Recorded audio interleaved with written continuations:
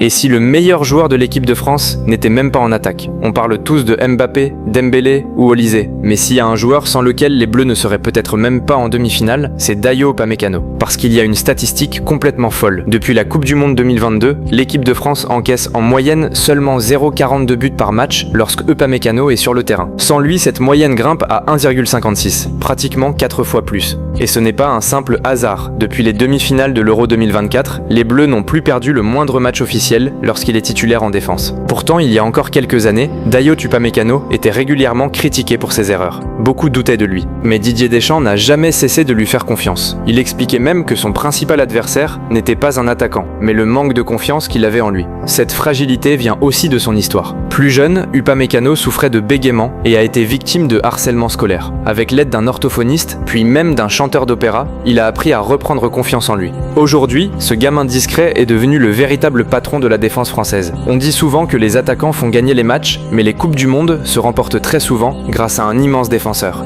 En 1998, c'était Marcel Desailly. En 2018, Samuel Umtiti. Et si, en 2026, le véritable roi des Bleus s'appelait Dayo Upamecano?